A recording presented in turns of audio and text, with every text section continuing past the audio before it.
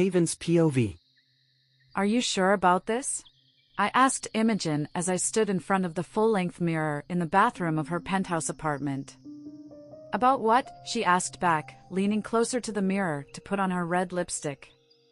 All of it? I answered. The hair, the outfit, the shoes, it's just, well, it's not really me. What are you talking about? You look hot. Own it! Ramon yelled from where he lounged on Imogen's bed, sipping a glass of red wine. He's right, you look hot, Imogen agreed. Wesley is an idiot, she added. My lips twitched half-heartedly, but I said nothing in response to her words. I told you, we banned that name for tonight, Immy. Ramon yelled from the bedroom. That's another shot for you. Imogen just shrugged and turned away from the mirror. Maybe I said it on purpose. Maybe I wanted to have to take a shot, she said with a wink at me. I laughed a little again, turning back to the mirror to put on my own lipstick. Then I stepped back to give myself a final once-over. Imogen had straightened my hair and pulled it up into a sleek, high ponytail. She'd drawn dark eyeliner on my eyelash line and added mascara onto my long lashes. It drew focus to my big blue eyes, she'd said. I tugged on the straps of the black spaghetti strap bodysuit, pulling it up so the neckline lay higher on my chest. Not that there was much to spill out or be exposed, but it was still a lower neckline than I was used to, and the champagne-colored sequin skirt was shorter than I normally wore. And paired with the strappy black heels Imogen insisted I wear, I felt out of my element for sure. But Ramon and Imogen both said I looked great, so I was going to go with it, and make the most of this night out. Imogen was right. I needed it. Needed a distraction, and needed the fun. And needed to work on my friendships with my fellow dancers. Wesley who? I muttered under my breath, standing up straighter and tossing the end of my ponytail over my shoulder. His cold shoulder, a real one, this time, was hurtful, and it stung, but I wouldn't let it bring me down. I would have my fun with my friends, and then over the weekend, I would drive to Crescent Lake again and confront him. I had been too timid to follow through with that idea, but no more. He would get a piece of my mind. That's one shot for you too. Ramon called to me, and I laughed as I walked out of the bathroom to join them. We made our way out of Imogen's building and down the street to the club. The others from the company who were coming would meet us there. Imogen linked her arm through mine, the long sleeves of her glittery silver dress scratching my skin slightly. Ramon linked with my other arm, his leather jacket cool against my skin. I was grateful for his presence, because 1, Imogen and I would stand no chance against any men, and 2, because I just hated the feel of eyes on me, especially when I wore something as revealing as I was wearing to go to the club. Don't we need to wait in line? I asked as Imogen bypassed the people waiting outside and walked straight to the door. Nope, she said. We're on the list. The bouncer at the door nodded at us, not even asking for ID, and stepped aside so we could enter. As soon as we were through the door, the thumping of the bass greeted us. It vibrated from the floor up through my feet and made it appear as if the air itself trembled. The sound resonated in my chest, and my heart worked to match the beat. The flashing lights of the neon signs and the spotlights above the dance floor cut through the otherwise dark club, casting an otherworldly glow over all the occupants. Imogen led us straight to the bar, moving through the crowd with ease, like she'd been there hundreds of times. She shouldered her way to the edge of the backlit counter, squeezing in between a tall blonde man and a shorter, dark-haired female with full lips. We need 6 melon ball shots. Imogen ordered over the loud music. And 2 beers and, she looked at me, waiting for me to tell her what I wanted. I pursed my lips together in thought as I looked around the club, taking in the pulsing energy and the movements of the people on the dance floor. I searched my brain for the name of a drink, any drink, and said the first one that came to my mind. A mojito? And a mojito for the birthday girl. Imogen finished, turning back to the bartender. Birthday girl, he said, his brow raised slightly as he glanced at me. Your 21st? He asked me, and I nodded. First drink is on the house, he said, flashing his pearly whites at me and tossing me a wink. Thanks, I muttered, turning away from him to check for Ramon. He met my eye and threw his arm over my shoulder, giving it a small squeeze and pulling me slightly closer to him. I don't know if he was just being friendly or if he sensed my discomfort with the flirty bartender, but I would not question it. Imogen paid, and we stood there as he fixed our drinks. The brunette girl on the other side of Imogen watched the bartender intently as he mixed my drink and poured our shots, her eyes flicking up to the balcony where there was a giant, flashing, VIP sign. The darkness cloaked the occupants of the booths up there, so while we couldn't see them, they could see us. I tore my eyes away from the furthest booth, where she had thrown her glances, even though I could sense eyes on me from there. "Thank you," Imogen called to the bartender as he took her tip and walked away. "Cheers!" she yelled, passing us each 2 of the shots and our drinks. Ramon lifted both of his shots, one in each hand, and nodded at me, waiting for me to grab mine. Imogen already had hers ready too, so I lifted one into my hand as well. We clinked our glasses together, then downed our shots, throwing our heads back. I winced as the liquid went down, my eyes watering a bit, but I didn't let it show as I brought my eyes back to my friends. Ramon was already wiping his mouth with his sleeve, setting both of his glasses down on the counter. Imogen did the same, only she used a napkin, dabbing daintily at the corners of her mouth. I took the second shot quickly, seeing that my friends already had, then picked up my mojito to sip at it slowly. Imogen had her red lips wrapped around the bottle of her beer, her hips swaying slightly to the music as she drank. I smiled, watching her, vowing to myself that I would have as much fun as her tonight. "Birthday girl," the blonde man next to us said. "Let me buy you another drink." He nodded at my almost empty glass in my hands.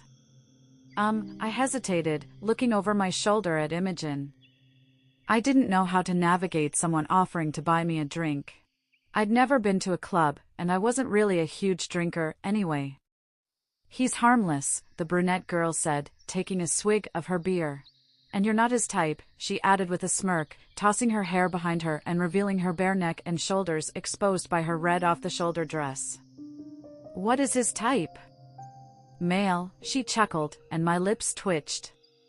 Ramon shifted slightly, turning to check out our neighbor, and I closed my eyes to hide them rolling. "Ramon," he said, holding his hand out to the man. "Riven," he replied, shaking it. "So, another drink?" he said, peering around at me. "Sure," I said with a shrug. "Why not? I'm here to have fun and forget about dumb boys, anyway." "That's the spirit," the girl exclaimed. "Serena," she added, holding her hand out to me. "Haven," I replied, taking it, and she smiled as we exchanged a quick shake. "When you're done with your next drink, you and your friend should join me on the dance floor," she said to me. "Sure," I replied, and Imogen lifted her arms in the air, screaming out a cheer at my response. "Yes! Dancing! No ballet," she added, pointing at me. "I know how to dance other styles, Immy," I replied, taking the second drink from the bartender. "Then chug that so you can prove it to me." I sighed, but relented, downing my second mojito in just a few gulps. I smacked my lips as I finished, slamming the glass down onto the counter. "Yes!" Imogen squealed, grabbing my hand and Serena's hand and dragging us out to the dance floor. As we reached our destination, the beat of the club music resonated deep in my body, awakening my senses and my soul. I loved ballet, loved the structure and precision and gracefulness of the art form. But dancing like that was so freeing and exhilarating. There were no rules with the type of movement evoked from club music. No specific way I had to hold or move my body. I could just move how I wanted, move with the beat and the feel of the music. I felt alive in a way I hadn't felt since the night I'd spent with Wes. The weight of my worries and concerns slipped away, and I let the music take me to a place where nothing else mattered. My body and hips swayed and twisted to the music, Imogen and our new friend Serena moving right along with me. Serena's movements were wild and more exuberant than mine, while Imogen was slightly more reserved with her dancing. Others from the company came and went as we danced, greeting me and dancing with us, and then going on their way with their own groups of friends. I could feel eyes from every corner of the club watching the three of us. But it wasn't much different from being on stage, and I was too caught up in the rhythm and the atmosphere to care. Time seemed to flow differently on the dance floor, and before I knew it, Imogen said, "Javi, I need a break." My feet are getting tired. I wasn't really ready to take a break, but I also didn't want to be left alone among a slew of people I didn't know. So I reluctantly followed Imogen and Serena to the edge of the dance floor and back to where Ramon and Riven still stood at the bar. "Ramon!" I yelled, hooking my arm through his and leaning my cheek against his arm. He removed his jacket, and his cool skin felt soothing against my flushed skin. "Dance with me! Have a drink with me first!" He laughed. "No, later," I said. "I've had too much too close together. I need to dance it all out." I bounced around and shook my hips as I spoke to him, moving backwards and holding my hand out to him as I wait for him to take it and follow me. He eyed my hand, then glanced at Imogen, who waved him away. He took my hand, and I grinned in victory, then led us back out to the dance floor. The crowd parted easily, making room for Ramon's tall form, and I giggled.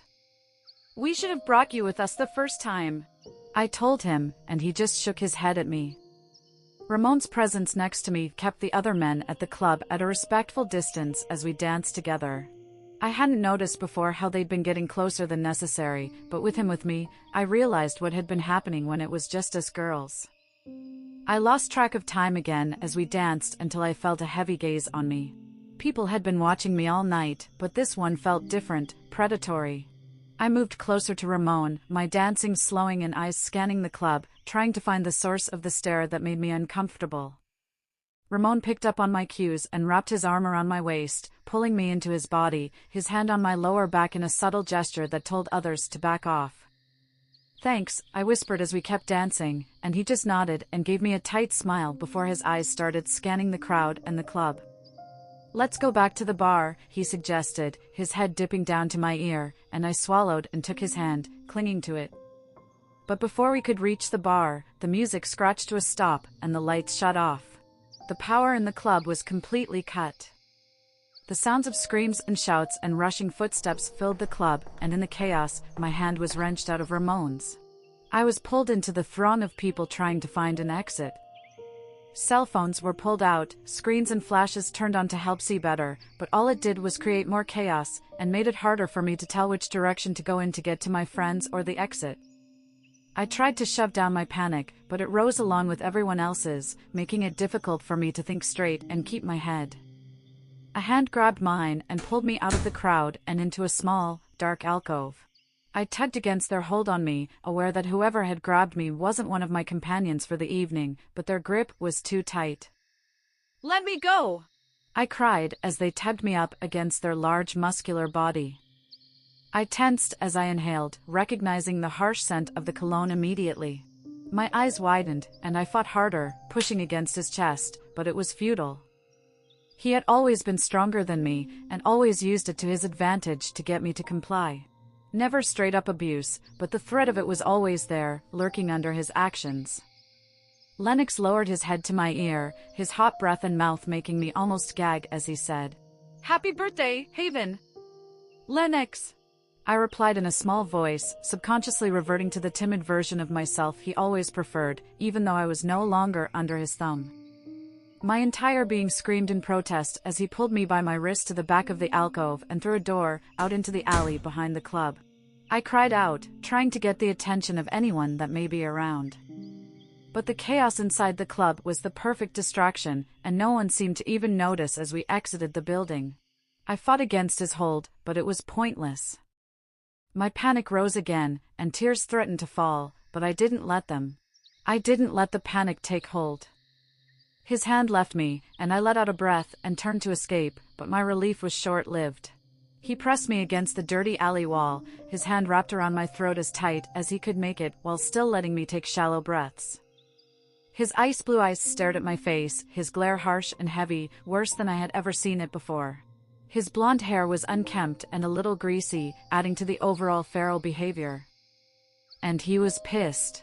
At me, or something else, I didn't know, but it didn't matter, because I would be the one to be on the receiving end of his anger. I knew it was too much to hope that fate would give you to me, he grumbled, his pupils darkening. But I will still make you mine. You're delusional, I choked out, my hands tugging at his wrists, trying to pull his hand away from my neck. You don't fucking own me. I'm not yours, and I will never be yours. His grip only tightened, though, his body pushing against mine and trapping me even more against the bricks. The tears in my eyes fell from both fear and the struggle to breathe. I squeezed my eyes shut, but he shook me and growled out, "Look at me!" I opened my eyes, too afraid to stand up to him and his demands. It wasn't like with Wesley when I could choose whether to fight or give in. With Lennox, I always had to listen and obey. He was crazy. I had seen him in a rage before, but this was different. This was something else. His entire body began to twitch and vibrate unnaturally. "You don't get it, Haven." His eyes were wild and his grin was savage. "You are mine. You were always meant to be mine, and you will always be mine." Fur sprouted from his skin, his face and fingers elongating and his body getting even taller, and I realized too late what was happening, what he really was. The claws around my neck scratched my skin, and I cried out in pain and fear as Lennox changed into a Leakin right in front of me, just like Wesley had the other day. Only this Leakin looked at me in anger and malice, whereas Wesley's had stood patiently, giving me space to react to him. His elongated fingers squeezed tighter against my throat, cutting off my voice and air completely. Dark spots flashed in my vision, my body reacting without a thought, kicking out at the Leakin and trying to get it to back off and leave me alone. But it didn't matter or make any difference. Lennox, or his Leakin, dove towards me, snarling viciously. His jaw closed and locked around my body, right at the junction where my neck met my shoulder. My mouth opened and closed as I attempted to scream or breathe or both, but nothing happened. My body shook in terror and pain, the dark spots in my sight getting bigger and staying longer. Lennox bit down even harder, then pulled back to examine the spot he'd bitten, loosening his hold on me. My legs folded under me, my body collapsing to the ground, but he was on me again, diving towards my body on the ground, his teeth biting into that same spot. My mouth opened again in a silent cry as his teeth tore through my skin again with no resistance, his beast growing more frustrated with each attack. A flash of red fur entered my field of vision, and a familiar wolf knocked into Lennox, pulling his focus away from me and onto him. "Nolan." He snarled at Lennox, and then they lunged at each other, rolling and grappling away from me. My chest rose and fell as I took shallow breaths, trying to fill my lungs and breathe through the pain. I knew I was bleeding, but the pain in my neck and shoulder was too much for me to focus on anything else. As the wolves fought in the alley, Sebastian crouched down in front of me, shirtless, his hands holding his shirt against my neck to staunch the blood flow. His hands shook as he pressed down on my wound. I could see his mouth moving, but I couldn't hear what he said. The alley spun around me as I grew more and more lightheaded from the blood loss. My eyes fluttered open and shut, and I caught the tail end of Sebastian's words, holding onto them like a lifeline to prevent myself from blacking out. "Hold on, Sparkles." Sebastian's POV. I twisted my tumbler back and forth on the tabletop of our VIP booth, leaning back into the darkness of the space, keeping myself hidden from view. I wasn't drinking my Negroni. Not really, at least. There was too much on my mind to drink. So much had happened since the day Dad had called Reed and me into his office. What was meant to be just the two of us checking into some robes turned into a whole ridiculous, drawn-out charade. My brother was the most miserable I'd ever seen him. Except, perhaps for those weeks leading up to his forced shift and then the months after that, as he adjusted to his Leakin and his life without Haven. But I was having a hard time feeling even the slightest bit bad for him. He dug his own grave with his choice. Sure, I understood why he did it. I could respect his reasoning, and respect him finally making that choice to step out of our dad's shadow and be his own alpha. But then he stepped right back under the umbrella when Dad told him to ignore Haven and all that bullshit. Not that Dad used those exact words, but that's basically what he told Wes. Which was stupid. He could have talked to her. Could have explained what was going on. I knew they had a fight. Which I also knew was really code for I showed her my Leakin and she freaked out. He hadn't told me he did, but I figured it out. And I also knew she'd be ready to talk to him quicker than he thought. And she was. It was all stupid. We could have explained things to Haven over the phone. Or we could have sent Maya back to their apartment to protect her, which wouldn't have looked weird since they were roommates. But no. Wesley didn't have the balls to disobey Dad on that order. More than anything, I wanted to tell him how much of a mistake he was making, but I kept my mouth shut. Because 1, he needed to learn for himself, and 2, he wouldn't have listened to me, anyway. Plus, Dad was still keeping up the guise of the pack being on lockdown because of the rogues, since he didn't want to explain what was going on with Pierce to the whole pack. "Have you heard anything?" Nolan asked me. I glanced at him. He sat across from me, toying with his own drink and not really drinking it. The dark circles under his eyes told me enough about how he and his wolf felt about the whole situation. We'd all become protective of Haven when Wesley used to write to her, and even more so now that we'd finally gotten to meet her. The way it all ended up playing out thrilled none of us. We just had to hope she would forgive Wesley and his dumbass decisions. "Nope," I told him, taking a small swig. "It should all be done by now, but who knows what kind of shit Pierce might try to pull on us." Nolan nodded and stared back at his drink, reverting to his own thoughts, the same as we both had been all night. "Well, hello there, pretty boy and pretty boy's friend." I lifted my head and my eyes met 2 big brown eyes framed with long lashes. "Serena." And then, just as quickly as I'd met her eyes, I averted mine, looking over to Nolan to gauge his reception of her. He was the only one of us who hadn't met her yet. He didn't even react to her, though, beyond a nod of his head. "Nolan," he said to her, holding out his hand so she could shake it. "Serena," she replied, her lips curling into a smile. She slid into our booth, scooting close to me. I clenched my jaw but stayed in my spot, even though I wanted to scoot away from her. I wasn't sure why, but that little rogue drove me crazy. Every interaction we had made my irritation with her jump another level. Maybe because she took me out so easily. It had been a minute since someone had got the jump on me like that. "How'd you get in here?" I asked her, raising a brow. "You're not even 21. "Fake ID," she said, shrugging her exposed shoulder. I frowned. "We'd need to have a chat with our employees about how to spot a fake." "Relax, pretty. It's not a big deal," she said, reaching out and patting my cheek. I shut my eyes and exhaled through my nose, my hand tightening on my glass. When I opened them, she still stared at me, a little smile playing on her full lips. "You shouldn't be here," I grumbled, glaring at her. "I paid the cover fee, just like everyone else," she replied, batting those long eyelashes. As if that would work on me. I wasn't Reed. Maybe that was the reason she annoyed me so much.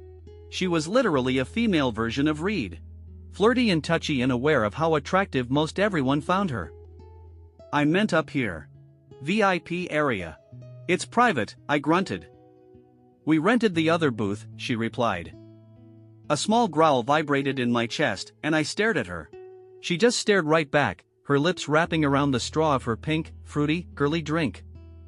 I was ready to tell her to move to her own booth when I got an idea. I glanced at Nolan, then turned to Serena and said, "Want to help us with something tonight?" "I don't do threesomes," she replied with a glint in her eyes.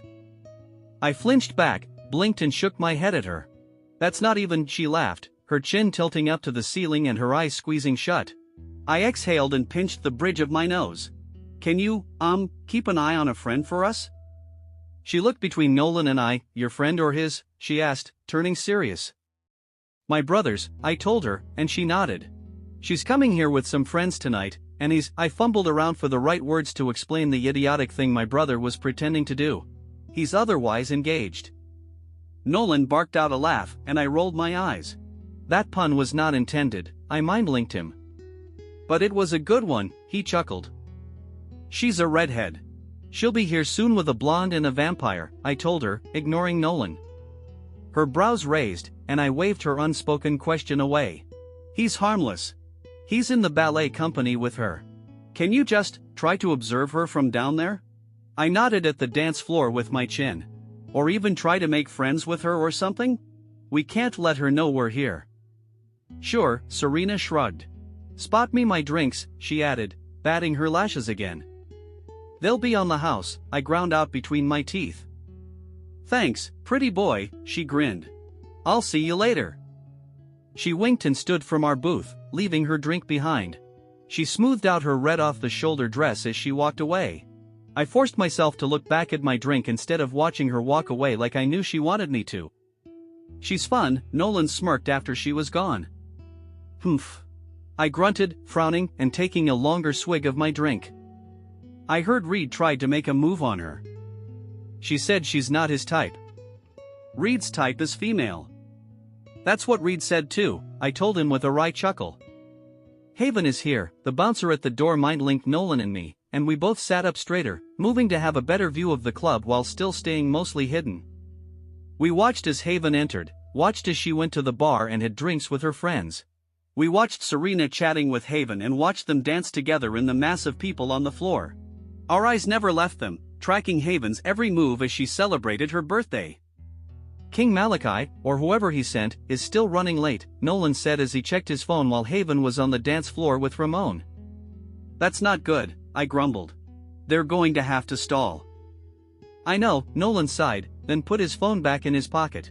At least things are going well here. I pressed my fingertips into my forehead and sighed.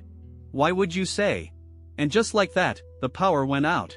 Screams echoed through the club, and the sound of racing feet and rushing bodies filled my ears.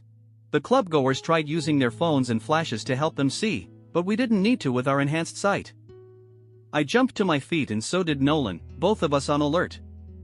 Aren't there backup generators? He asked through MindLink so I could hear him over the din. There are, but they should have kicked on almost immediately. We wouldn't have even noticed the switch, I replied.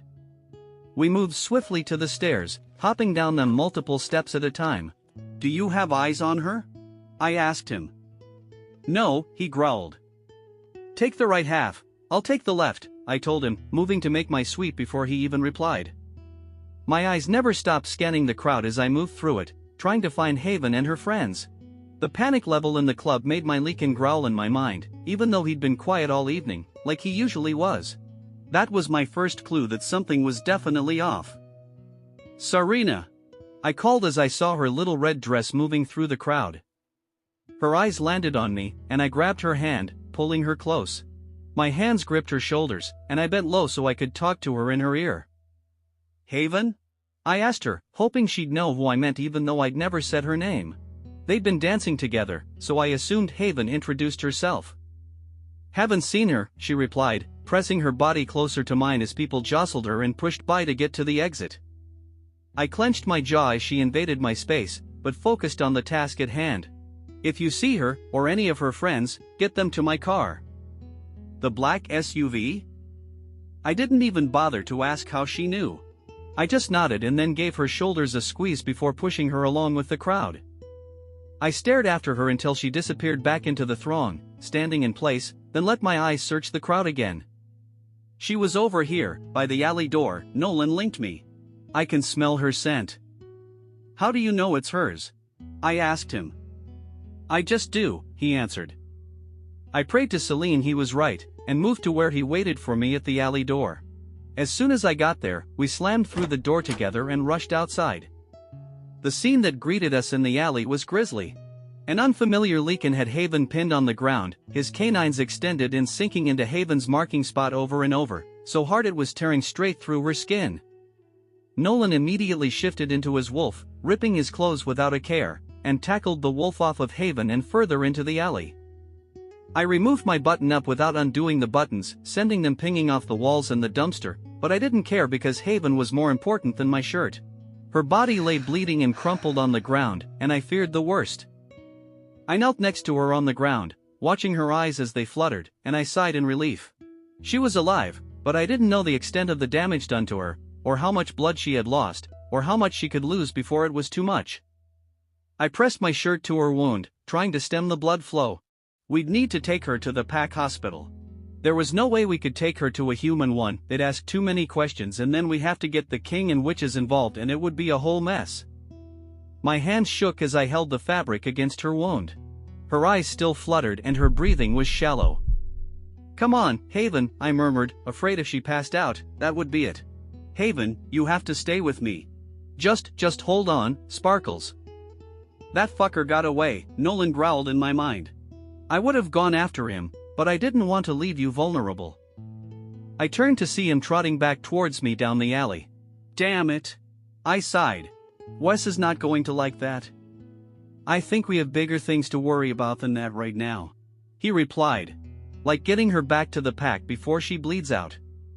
I know, I'm working on it, I yelled at him.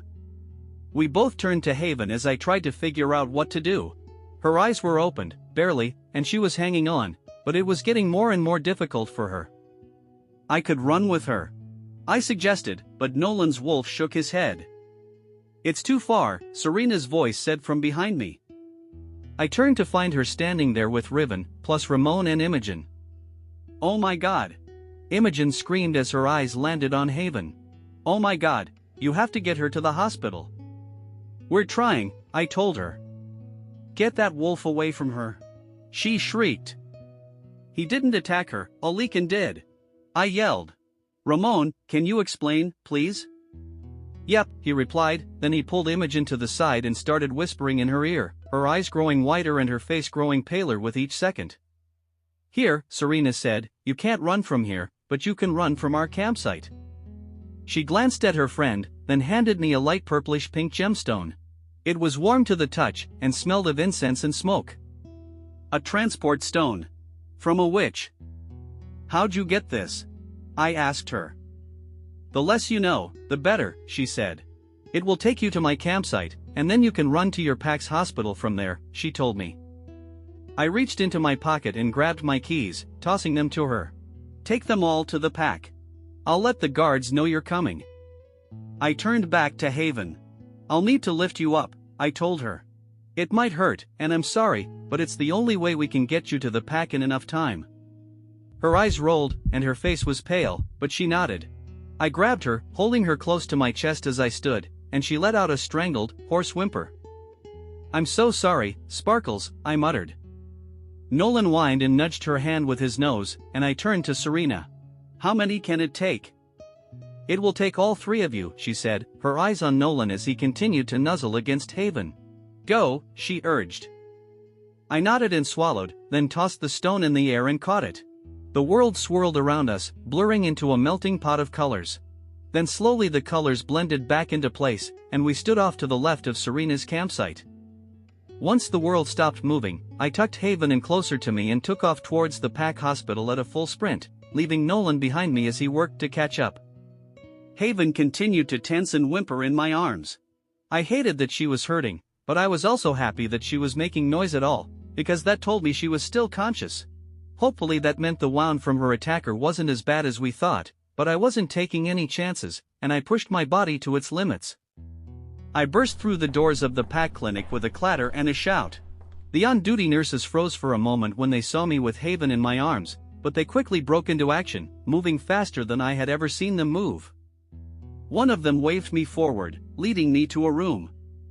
She's human, I breathed, as we walked through the door. Another Leakin attacked her. He was biting her marking spot. I think his Leakin was trying to mark her. Not that it would have worked. We could only mark a mate in our human forms. But something had set the Leakin off and made him attack her, made him think he needed to stake his claim as a beast instead of a human. I moved to the bed and laid her down as carefully as I could, but her arms clung to me, her eyes staring into mine. They were desperate and wide, but she had to let go so they could take care of her. It's okay, I reassured her, brushing her hair out of her face. You're safe. Wes, she mouthed to me, and I squeezed my eyes shut, but I nodded.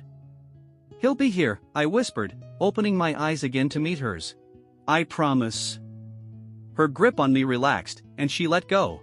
Her eyes still had the deer in the headlights look, but she laid back on the bed and held still as the nurses did what they needed to do. She's very important to the future Alpha, I told the nurses as I put my hand on the doorknob. They all nodded, understanding the warning I wasn't saying out loud, don't fuck this up. I stepped out of the room, and as I walked back to the waiting room, I opened up a mind link to my dad, my mom, Reed, and Wesley. You need to come help me. Now. There wasn't even half a second between the end of my link and the beginning of Wes's response. Why? What's going on? He rushed out. I hesitated for a moment, but I knew I had to tell him. If I didn't, he'd be more pissed. It's Haven. Wesley's POV. Where are you? I roared at Sebastian through the mind link, already through the door of the conference room, leaving the madness behind me. Nothing mattered beyond getting to him and Haven. The hospital, he told me. Fuck! I exclaimed out loud. I picked up my pace, racing through the pack house and out the back door. As soon as my feet hit the grass, my leaking took over, forcing me to shift. My suit tore into pieces as I switched forms, but it didn't matter. Haven was more important than some stupid stuffy suit. My leaking ran the very short distance to the pack clinic faster than he'd ever ran before. And the entire way there, I cursed myself for every decision I'd made since the day I showed her my leaking. And if my leaking could talk, I'm pretty sure he'd be cussing me out too. I was so fucking stupid. I had fucked up so badly. I never should have agreed to the proposal from Alphanovel, and I should have waited by my phone for Haven to call me back. Or I should have at least talked to her and explained everything going on. She was new to our world, but she was smart and she would have understood. I just had to hope I wasn't too late. That she would be okay, and that she would forgive me. I burst into the clinic and shifted, grabbing a pair of sweatpants from the nearby bin and throwing them on. My brother paced in the lobby, muttering to himself and tugging at his hair, his clothing disheveled and covered in blood. Haven's blood. I stormed over to him, grabbing a handful of his shirt and pulling him into my body, my face in his. What the fuck happened? I yelled at him, my voice edged with a growl. His mouth started moving and words came out, but I didn't hear them. My eyes moved down to his shirt and his hands, to the blood covering him. I inhaled and exhaled and inhaled again, then closed my eyes as everything washed over me. Plums, I muttered to myself. Plums. It's always been plums.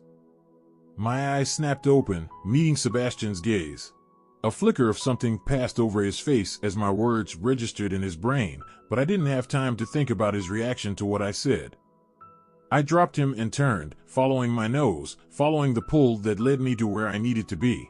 There was no reason to ask anyone where she was, because I would always be able to find her. I couldn't see anything aside from what lay in front of me as I walked down the white clinic hall. I had a one-track mind. Nolan's rusty furred wolf sat guard in front of the second door in the hall, a signal that she was in that room. Not that I needed it. I could already sense she was there. I paused for only a moment as I gripped the doorknob, closing my eyes to steady myself. I did not know what I was about to see, what state I would find her in. All I knew was I had to open that door to confirm with my eyes what my soul and my heart already knew. Nolan whimpered and nudged my leg with his paw, breaking me out of my thoughts and driving me forward, driving me to act. The door opened inward, and everything hit me like a freight train. Her scent filled my lungs as I breathed in, jasmine and plums, stronger and sweeter than I'd ever smelled it. She lay in the bed, her eyes closed tight, her face scrunched up in pain as they worked on a brutal wound on her neck and shoulder. Her skin was paler than its normal tone from her loss of blood, and she had minor scratches and deep, dark bruising on her throat and jawline. On the floor lay a scrap of black fabric and something sparkly, as well as some scrappy heels, her club clothes now replaced by a hospital gown. But even with all that, she was still the most beautiful woman I'd ever seen. Still my world, my heart, my everything. My mate, I said with my exhale, my leaking howling in a mixture of happiness over finding his mate and sadness that someone had hurt her and we weren't there for her. Her eyes fluttered open when she heard my voice, big and blue and filled with fear and pain. But as soon as they locked onto mine, I could see the wave of relief that washed over her in my presence. Her lip trembled, and fresh tears pooled in her eyes. Her uninjured hand reached out to me, shaking and weak, but there for me to take all the same. The sight of her like that, injured and terrified and probably still pissed at me, but still seeking me, seeking my touch and my presence, nearly killed me as the reality of her situation hit me. I lunged forward into the room, crossing to her in long, purposeful strides, falling to my knees at the side of her bed, grabbing her hand with mine and pulling it to my chest. I wanted, needed, to pull her whole body to mine and hold her close and never let her go, to keep her safe at my side and in my arms. But I couldn't, because while I was trying to help my dad and my pack, I left her vulnerable and I could have lost her. I'm here, I murmured, kissing her hand, ignoring the feel of the mate bond on my skin. I'm here, and I'm not going anywhere, I told her. She squeezed my hand and closed her eyes, taking in deep breaths through her nose to calm herself. Her lips still trembled as she fought against her cries, and the urge to take into my arms hit me again, strengthened by my leaking seeing her fighting to stay calm.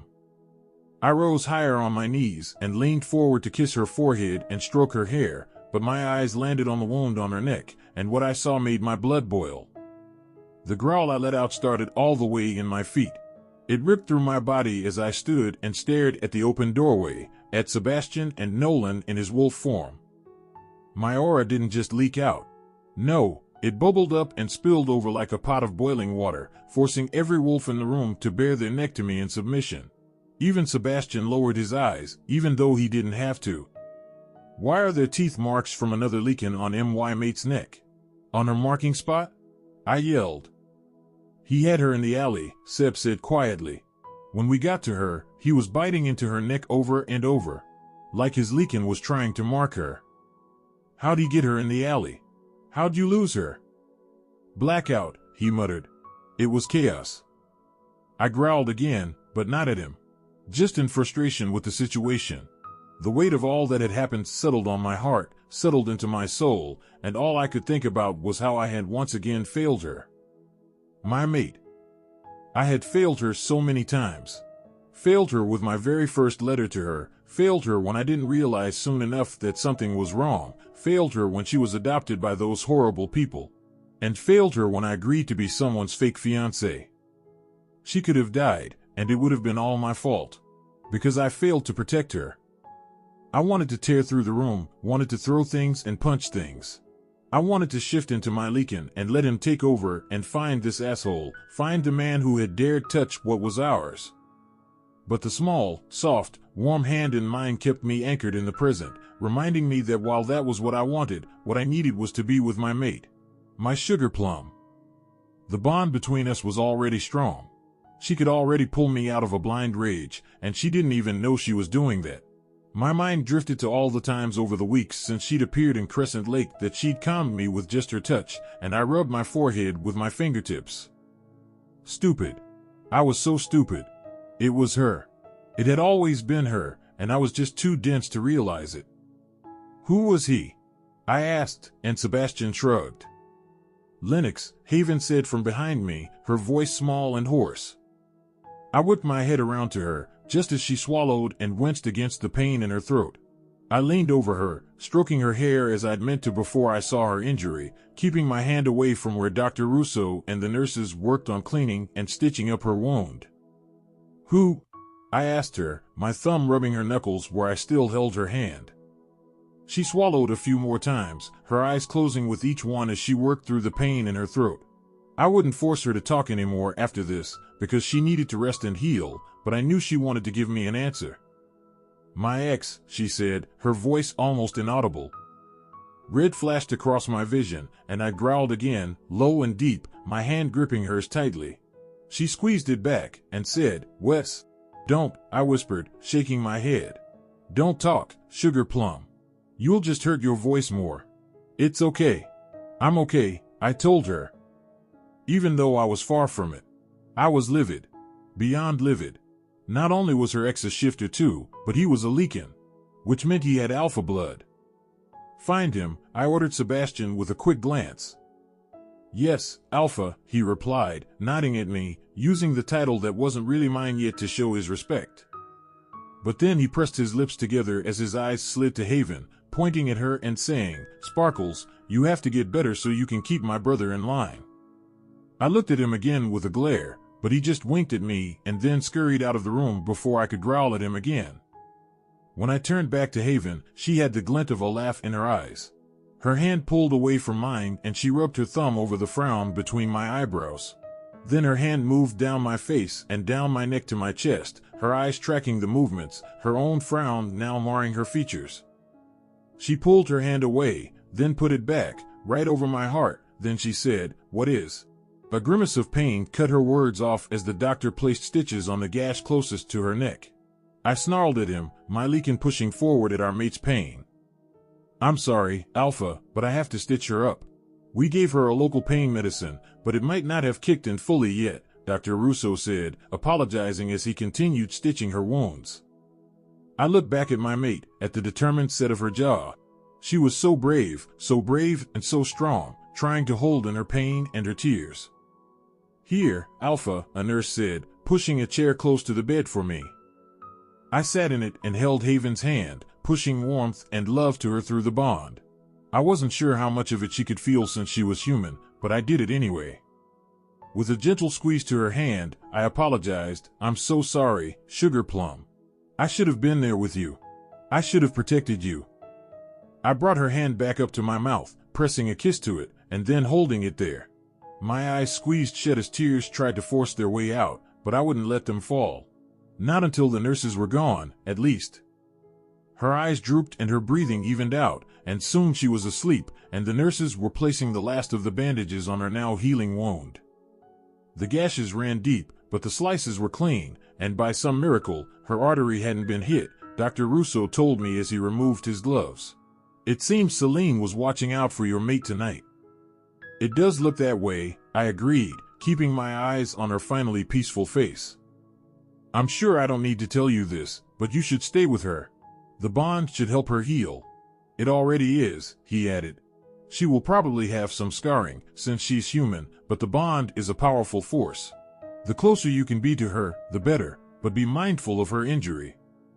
I nodded and scooted the chair closer to the bed, taking her hand into both of mine instead of just the one and leaning my elbows onto the mattress. "And you should try to sleep too, Alpha," he said, clapping me on the shoulder.